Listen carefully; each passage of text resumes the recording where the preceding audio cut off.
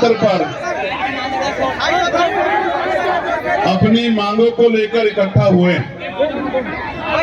और ये अधिकार बाबा साहब अम्बेडकर के द्वारा लिखे गए संविधान ने हमें दिया और ये अधिकार सिर्फ हमें नहीं दिया, ये अधिकार देश के हर एक उस व्यक्ति को दिया है जो अपने ऊपर हुए अत्याचार, अन्याय, जुल्म, जाति, अपने अधिकारों को अतिक्रमण पे आंदोलन कर सकता है, विरोध दर्ज करा सकता है, पत्र लिख सकता है, प्रयास कर सकता है कि उसके ऊपर जो महसूस कर रहा है कि ये कानून गलत बना है वो कानून को वापस लिया जाए। मैं अभी लोकसभा में था, बजट पे अपनी बात रख के इसलिए आपके बीच देरी से पहुंचा क्योंकि राष्ट्रपति जी के अभिभाषण पे चर्चा नहीं हो पाई। तो बजट एक महत्वपूर्ण विषय है, बजट पे मैंने अपनी बात रखी और फिर अब मैं आपके बीच में हूं। प्यारे साथियों, मैं अपनी बात को शुरू करते हुए बहुजन समाज में जन्मे सभी संतों, गुरुओं और महान पुरुषों को नमन करता हूं।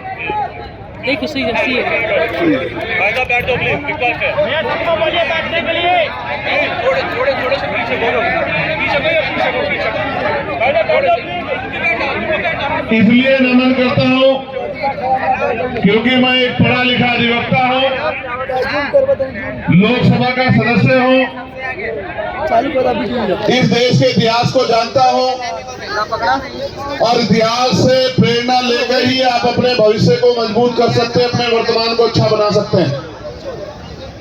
प्यारे साथियों, मैं सबसे पहले दिल्ली की पूरी टीम का बहुत बहुत धन्यवाद करूंगा कि उन्होंने इस महत्वपूर्ण विषय की गंभीरता को समझा और खुद से आगे बढ़कर निर्णय लिया कि हम यूजीसी के समर्थन में एक आंदोलन बुलाकर देश भर में ये संदेश देने का काम करेंगे कि हम सीना तान के कमजोर वर्गों के साथ खड़े हैं और हम अपने बच्चों की आने वाली जो है हमारी पीढ़ियां हैं उनके ऊपर किसी भी तरह का हमला बर्दाश्त नहीं करें।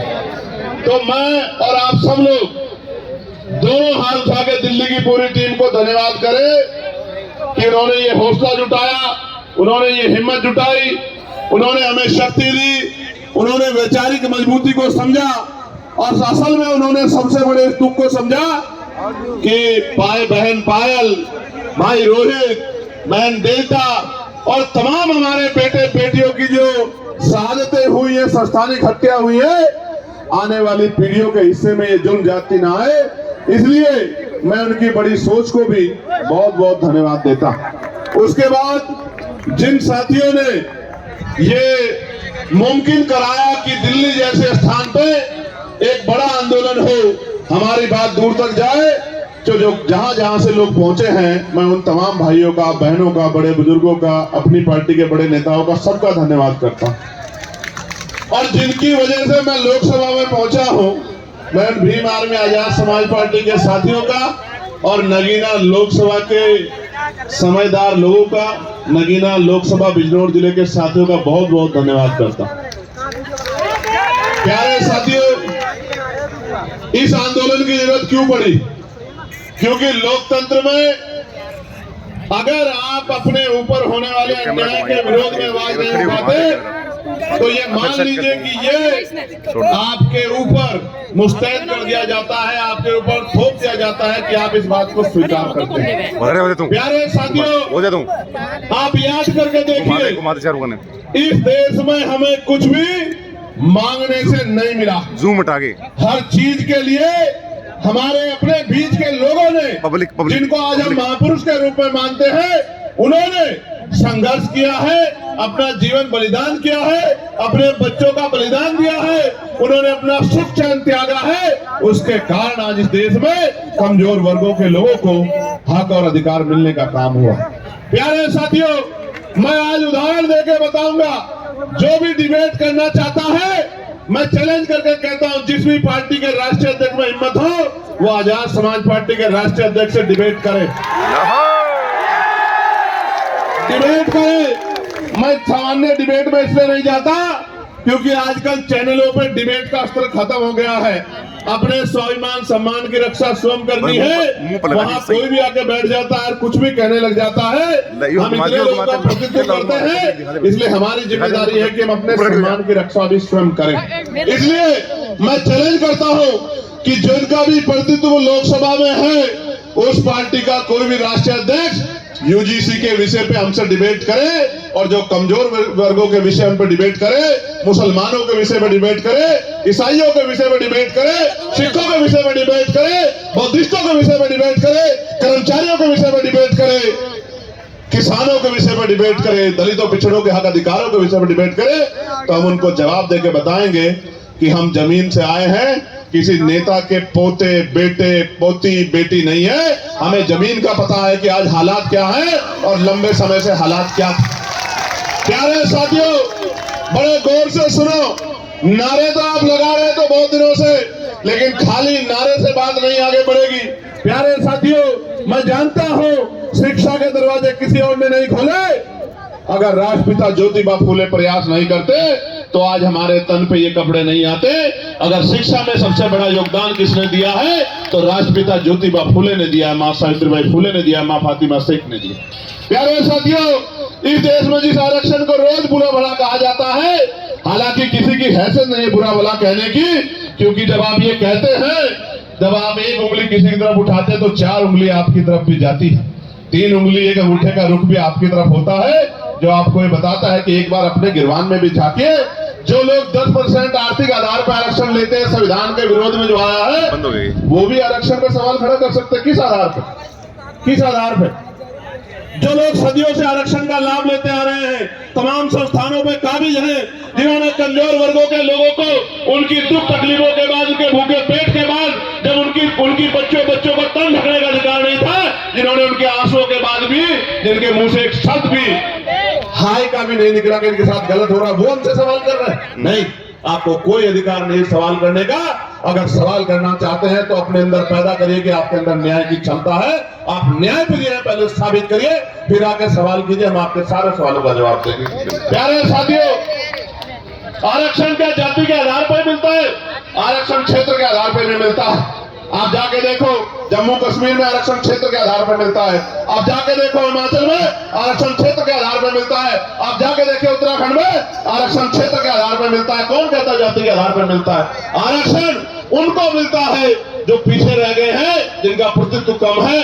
और इस देश का मैं गारंटी से कहता हूं, कास्ट सेंसस करा के आप लोग डेटा उठा के लाइए, आइए डिबेट कीजिए और बताइए आपकी संख्या कम है। मैं गारंटी देता हूं, मैं चंद्रशेखर आजाद जो लोकसभा का सदस्य है और आजाद समाज पार्टी भी मानवीय कार्यकर्ता, मैं वचन दे कहता हूं, अगर किसी विभाग में आपका आरक्षण कम हुआ, चाहे वो विधानसभा हो या लोकसभा हो या कोई भी विभाग हो, अगर आपका आरक्षण, आपका प्रतिनिधित्व कम हुआ, मैं वचन देकर कहता हूं कि दलित पिछड़ों की लड़ाई को पीछे छोड़ के पहले आपकी लड़ाई लड़ने का काम करेंगे। इस बात का मैं आपको विश्वास दिलाता हूं। मैं संविधान को मानने वाला व्यक्ति हूँ, न्याय प्रिय व्यक्ति हूँ, इसलिए आपसे कह रहा हूं, तो मगर सच का सामना तो करना ही पड़ेगा। इस देश में अगर आरक्षण आया सबसे पहले तो 1902 में आया, जिसको छत्रपति साहू जी महाराज ने लागू किया, किसी और ने लागू नहीं किया। पूर्वी वंश के छत्रपति साहू जी महाराज ने लागू किया, उससे पहले तमाम न्याय प्रिय लोगों पर था अवसर, उन्होंने लागू नहीं। इस देश में अगर वोटिंग राइट मिला, इस देश के बहुसंख्यक लोगों को, बालक लोगों को वयस्क मताधिकार मिला, सार्वभौमिक मताधिकार मिला, इसका श्रेय अगर किसी को जाता है तो वो बाबा साहब अम्बेडकर को जाता है। आपको इतिहास पढ़ना चाहिए। 1919 से पहले इस देश में बहुत कम % लोग वोट करते थे। मॉन्टेगो चेमफोर्ड सुधार समिति बनी और सुधार समिति ने नए पैमाने तय किए कि वोट देने का अधिकार उनको मिले जो जमींदार हैं, जो भूमि जिनके पास बड़ी संख्या में है, जो लगान देते हैं, जो टैक्स देते हैं, जो बहुत पढ़े लिखे हैं, जो पूंजीपति है, जिन पर व्यापार है। आप इतिहास उठा के देखो, जिन्होंने हाथ ही या जिनको अपने अधिकारों का पता ही संविधान के आने के बाद लगा है, उनकी संख्या कितनी रही होगी, आप इस बात को महसूस करके देखें। तो इसलिए मैं कह रहा हूं कि कुछ भी मांगने से नहीं मिला है। भारत ऐसा देश है जहां बाबा साहब अम्बेडकर ने जिस तरह आज हम इकट्ठा हुए, बहिष्कृत हितकांडी महासभा के बैनर तले ज्ञापन दिया, उस ज्ञापन के बाद साइमन कमीशन भारत आया और साइमन कमीशन जब भारत आया उनकी रिपोर्टों के आधार पे गोलमेज कॉन्फ्रेंस हुई और तीनों गोलमेज कॉन्फ्रेंस के बाद बाबा साहब अम्बेडकर ने यह सुनिश्चित करवाया कि कमजोर वर्गों के लोगों को भी वोट का अधिकार मिलना चाहिए। तब इस देश में, और आपको जान के खुशी होगी कि न्यायप्रिय चरित्र जिसे कहते हैं कि भारत पहला ऐसा देश है कि संविधान के लागू होने के साथ देश की महिलाओं को और गरीब और अमीर तमाम तबकों के लोगों को वोटिंग राइट मिलने का काम हुआ। ये काम अमेरिका नहीं कर पाया, ये काम जर्मनी नहीं कर पाया, ये काम यूरोपियन कंट्री नहीं कर पाई, ये काम इंग्लैंड नहीं कर पाया। ये काम अगर किसी ने किया कि महिलाओं को बराबर का अधिकार मिले तो ये भारतीय संविधान में बाबा साहब अम्बेडकर ने किया। हिंदू कोड बिल पे इस्तीफा दिया जब महिलाओं को उनके अधिकार नहीं दिला पाए, पिछड़ों को उनके अधिकार नहीं दिला पाए। इसलिए हम तो लंबे समय से उपेक्षाओं से लड़ रहे हैं। मैं बात आपको क्यों बता रहा हूं, जब हम चारों तरफ देखते हैं तो राम वर्मा दिखाई देते हैं, संतराम बी प्रजापति दिखाई देते हैं, मान्यवर काशीराम साहब दिखाई देते हैं, मान्यवर दीनदयाल वाल्मीकि साहब दिखाई देते हैं। जब हम चारों तरफ देखते हैं संत गाडगे जी महाराज दिखाई देते हैं, नारायण गुरु दिखाई देते हैं। जब हम चारों तरफ देखते हैं बाबू सिंह चौरसिया दिखाई देते हैं, परमानंद लोधी जी दिखाई देते हैं, अवंतिका बाई लोधी जी दिखाई देती है, जलकारी बाई दिखाई देती है, तमाम हमारे महापुरुष और वीरांगनाएं दिखाई देती है। ये सब कौन है? इन्होंने हमारी बस्ती में जन्म नहीं लिया, इन्होंने हमारे जिले में जन्म नहीं लिया, इन्होंने हमारे प्रदेश में जन्म नहीं लिया, मगर हम अपने माँ बाप से ज्यादा इनका सम्मान करते हैं और इनके सम्मान पे खून की बूंद बूंद लगा सकते हैं। उसका कारण क्या है आप जानिए? उनका कारण ये है कि इन महापुरुषों ने अपने बच्चों को भी पीछे छोड़ दिया, इन्होंने हमारे लिए अपना पूरा जीवन जिए। इनकी वजह से आज हमें अधिकार मिले। इसका मैं उदाहरण बताता हूँ। बाबा साहब अम्बेडकर ने अपने जीवन में 3 लोगों को गुरु माना। धार्मिक गुरु उन्होंने, न्यायिक गुरु के तौर पे उन्होंने महामानव तथागत बुद्ध को अपना गुरु माना। शिक्षा के क्षेत्र में उन्होंने राष्ट्रपिता ज्योतिबा फुले को अपना गुरु माना और अंधविश्वास पाखंडवाद को यानी कि विज्ञानवाद के तर्क के आधार पर बात करने के लिए उन्होंने गुरु कबीर जी को अपना गुरु माना। आप समझो, बाबा साहब ने राष्ट्रपिता ज्योतिबा फुले को गुरु माना, उनके दिखाए रास्ते पे चले, साहू जी महाराज के रास्ते पे चले। इसी वजह से वो सामाजिक न्याय की बात को मजबूती से रख पाए। कहां थे लोग जब इस देश में स्तन टैक्स लिया जाता था?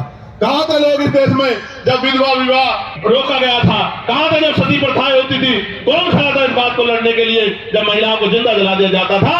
वही महापुरुष खड़े थे जो समझते थे कि हर व्यक्ति के जीवन का मूल्य क्या है। प्यारे साथियों, बात मैं आपको क्यों बता रहा हूं कि हमारी पार्टी के नेता ये बात कह रहे थे कि भाई चंद्रशेखर आजाद पिछड़े वर्ग के लिए मैदान में आए, कोई नहीं आता। मैं उनको कहना चाहता हूं कि आप पिछड़े नहीं हैं, आप हमारे भाई, हमसे बिछड़े हुए हैं। आप पिछड़े नहीं हैं, हम सब लोग पिछड़े हैं। आप हमारा परिवार हो, हमारे भाई हो, बस बिछड़े हुए हो, उन बिछड़ों को इकट्ठा करने के लिए हम लोग निकले। और आप ही नहीं, हर पीड़ित, शोषित, वंचित, किसान, कमेरा, वो चाहे बौद्ध हो, सिख हो, सामान्य जाति का भी कोई गरीब है, शोषित है, उसको भी हमारा अपना है, उसके लिए भी हम लोग खड़े। मुस्लिम समाज के लोग, क्या हालत आज है आपने देश में देखा? मजारें गिर रही हैं, खानकाहें तोड़ी जा रही हैं, मस्जिदों में बुलडोजर चल रहा है। और अयोध्या में क्या हुआ? जिस व्यक्ति पे आरोप लगा के उसका घर तोड़ दिया, उसको बंद रखा, कोर्ट ने उसको बरी कर दिया। अगर हिम्मत है तो मुख्यमंत्री माफी मांगे अपनी बात के लिए, जो बात उन्होंने असेंबली में खड़े होकर कही थी कि इस धर्म के लोग गुंडागर्दी करते हैं। मैं आपको खुद बताना चाहता हूं कि सब लोग पीड़ित हैं, सब लोग पिस रहे हैं। अभी एक नौजवान साथी मुझसे मिला, मुझसे कहने लगे भैया हमारा विषय उठाना। मैं ये पूछना चाहता हूं, सरकार न्यायप्रिय है तो आप मुझे बताओ, 2025 जुलाई में सरकार ने जवाब दिया कि सेंट्रल यूनिवर्सिटियों में पिछड़े वर्ग के professor, assistant professor, associate professor की 80% रिक्तियां है। कितने परसेंट? 80% रिक्तियां। आदिवासी समाज की 83% रिक्तियां और शेड्यूल कास्ट की, अनुसूचित जाति की 65% रिक्तियां। आप मैं पूछना चाहता हूं, कोई भी डिपार्टमेंट तभी तो चलेगा जब उसको चलाने वाले लोग होंगे। जिस डिपार्टमेंट में, जिस विभाग में 80% पद खाली खड़े हैं, वहां कौन हमारी पीड़ा को सुन रहा है? जब हमारा आदमी वहां है ही नहीं तो हमें न्याय वहां कहां से मिल सकता है? 45 सेंट्रल यूनिवर्सिटियों में 38 जो है जो वाइस चांसलर है, कुलपति है, वो सामान्य जाति के हैं। हमारा विरोध ये नहीं है कि सामान्य जाति के हैं, हमारा विरोध ये है कि 45 में से 38 कितने परसेंट बैठता है कि SC ST OBC के लोगों में काबिलियत नहीं है। किस आधार पे आप ये बात कहना चाहते हो? एक SC का, एक ST का, 5 OBC समाज के जिनकी संख्या 52%, उनको 12% भी नहीं मिल रहा है, इसलिए आंदोलन करना पड़ता है, इसलिए यहाँ आना पड़ता है। हम तो जानते हैं, मैं आपको इस मंच से कह रहा हूं, फिर कह रहा हूं, याद करो फूले साहब को, याद करो साहू जी महाराज को, याद करो पेरियार को, याद करो राम सुवर्मा जी को, याद करो बाबू जगदेव प्रसाद कुशवाहा जी को, याद करो जननायक कपूरी ठाकुर जी को, याद करो ब्रह्मानंद लोधी जी को, याद करो संत राम B.A. प्रजापति जी को, याद करो शिवदयाल चौरसिया जी को, याद करो। और मैं आपको भी कहता हूं, मुस्लिम समाज के मेरे भाइयों, कि अगर सर सैयद अहमद खान नहीं होते तो एक यूनिवर्सिटी भी आपके लिए नहीं बनती। आपको आइडिया नहीं है, कोई आपको पूछने वाला नहीं। और अगर आपके लिए यूनिवर्सिटी नहीं होती, आपको तालीम नहीं मिलती, तो आपको इस देश के सिस्टम में आने का मौका ही नहीं मिलता। जब आप डॉक्टर, इंजीनियर, IAS IPS वकील जज नहीं बन पाते, तो आपको कलम में ताकत नहीं होती, आप कहां से किसी का भला कर पाते? आप तो अपना भला भी नहीं कर पाते। आपने देखा उनके बाद 2 लोगों ने यूनिवर्सिटी बनाने का काम किया, दोनों के परिवारों का क्या हाल है? आजम भाई के परिवार का क्या हाल है आप देखो, और इकबाल भाई के परिवार का क्या हाल है सहारनपुर में, आपने देखा। अगर वो कोई व्यापारी को वो बना लेते तो कोई दिक्कत नहीं थी, यूनिवर्सिटी बना के पढ़ाओगे और उनको सिस्टम में लाओगे तो लड़ाई हो जाएगी। बस असल बात मैं आपको ये बता रहा हूं मेरे प्यारे साथियों, प्रदेश का, देश का कोई डिपार्टमेंट उठा के देख लो, अगर आप बैकलॉग ढूंढोगे तो मैं लिख के देता हूं कि अगर बैकलॉग भरा जाए तो आज ही 5, 7, 10 lakh schedule caste, schedule tribe, backward के लोगों को नौकरी, सरकारी पक्की नौकरी मिलने काम होगा। लेकिन इन सरकारों ने क्या कर रखा है? इन्होंने ठेके सुविधा पे अपने लोग रख रखे, कम पैसे में लोग रख रखे हैं। जो लोग रख रखे उनको पूरा पैसा नहीं मिलता, कॉन्ट्रेक्चुअल जॉब दे रखी है, क्योंकि आरक्षण ना देना पड़े SC ST OBC के लोगों। इसलिए मैं आपको कहना चाहता हूं, ये जो UGC आया, मैं इसका धन्यवाद करूंगा इस गाइडलाइन का। इसके आने से कई लोगों के चेहरे बेनकाब हुए जो कहते थे हम सेकुलर हैं। हम आजाद समाज पार्टी के प्रोटेस्टर से मेरा अनुरोध है कि ये अपने झंडे वंडे जो है साथ लेके सड़क पर मार्च करते हुए ना जाए। ये जो सम्मानित व्यक्ति बोल रहे हैं, मैं आग्रह करूंगा, जो एडमिनिस्ट्रेशन के लोग यहाँ आए, मैं उनसे आग्रह करूंगा कि ऐसा लहराते हुए हमारे जो सारे लोग एक बार उनसे बात कर लें, ये बीच में ना अपनी बात को रखें, और ये भाषा शैली सुधारे। झंडे वंडे नहीं होते हैं, ये झंडा हमारा सम्मान है। और इस बार अगर ये भाषा शैली नहीं सुधारेंगे तो फिर ये आंदोलन आज ही नहीं, अब आगे कल के लिए भी कह दूंगा, लोगों को अपील कर दूंगा, फिर देख लेना संभाल नहीं पाओगे। प्यारे साथियों, मैं आपको कुछ और कहना चाहता हूँ, बहुत सी बात पर ध्यान मत दो। ये तो पुलिस के भाई हैं, एडमिनिस्ट्रेशन के भाई हैं, सरकार के हिसाब से काम करते हैं, हमें इनकी मदद लेनी, हमारा इनका कोई झगड़ा नहीं। आप गौर से सुनो मेरी बात को। कई लोगों के चेहरे बेनकाब हुए, कई पार्टियों के चेहरे बेनकाब हुए, कई नेताओं के चेहरे बेनकाब हुए, कई सामाजिक संगठनों के चेहरे बेनकाब हुए, और सबसे ज्यादा बेनकाब अगर कोई नारा हुआ है तो वो नारा है जो नारा लग रहा था कि जात पात की करो विदाई, हिंदू हिंदू भाई भाई। वो नारा भी बेनकाब हो गया, वो नारा झूठा था। अगर वो नारा सच्चा होता तो मैं पूछना चाहता हूं कि जब मंडल कमीशन की बात आती है, जब SC ST आयोग की बात आती है, SC ST एक्ट की बात आती है, जब UGC की नई गाइडलाइन की बात आती है, तो आप आंदोलन क्यों करते हो हमारे खिलाफ? क्यों हमारे खिलाफ आंदोलन करते हो? क्यों आप हमारे खिलाफ आंदोलन करके सड़कें जाम करने का काम करते हो? क्यों आप आंदोलन करके जो कहते थे कि प्रधानमंत्री हिंदू हृदय सम्राट है, उसी प्रधानमंत्री को बताओ कहा गया, नहीं कहा गया, कैसे कैसे शब्दों से नवाजा गया। तो जिस प्रधानमंत्री के अपना काम, जिस प्रधानमंत्री के राह आपको EWS का, उन्हीं प्रधानमंत्री को जब एक आपको काल्पनिक ऐसा लगा कि भाई हमारे जो जांच बैठ सकती है, उनमें जो है मुकदमा जो हो सकता है, सिर्फ काल्पनिक, कोई मामला सामने नहीं आया। हम पे तो उदाहरण है, मैं बताऊंगा पूरी बात में, हम पे उदाहरण है, कोई मामला सामने नहीं आया तो आप आंदोलन करने चलाए। क्योंकि जब भी मंडल कमीशन कहां से हिंदुओं के खिलाफ था, मुझे बताओ। अगर मेरे भाइयों को कुछ मिल रहा है और मैं विरोध कर रहा हूं तो मैं कहां से उनका भाई हुआ, आप मुझे बताओ। देखो, बहुत कुछ बेनकाब हुआ। बेनकाब ये हुआ है कि जाति सत्य है, जाति सत्य है, और जाति को ठुकराया नहीं जा सकता। जिसको हिंदू हृदय सम्राट कहते थे, उसी को जाति के आधार पर गाली देने का काम कर दे। इसका मतलब जब तक वो व्यक्ति आपका काम करेगा तब तक आप उसको पलकों बिठा के रखोगे। जैसे ही वो कोई और इनका रोल भी नहीं है यूजीसी में तो आप उनको गाली देने लग जाओगे। ये है जाति का सत्य। मैं और बताता हूँ, हाथ कंगन को आरसी क्या और पढ़े लिखे फारसी क्या। कल ही एक मामला हुआ एक बैंक में, 2 बेटियां थी। वो एक बेटी कहती है कि मैं ठाकुर और दूसरी बेटी वो ब्राह्मण समाज की है। मैं तो तमाम महिलाओं का सम्मान करता हूं, लेकिन आप देखो कि उन्होंने क्यों नहीं कहा कि मैं हिंदू हूं, और दूसरी बेटी ने क्यों नहीं कहा मैं हिंदू। एक ने कहा मैं ठाकुर हूं, दूसरे ने कहा मैं ब्राह्मण हूं, और दोनों अपने अपने समाज से समर्थन मांग रही हैं और दोनों के विरोध में एक दूसरे के समाज के लोग गाली बकने का काम कर रहे हैं।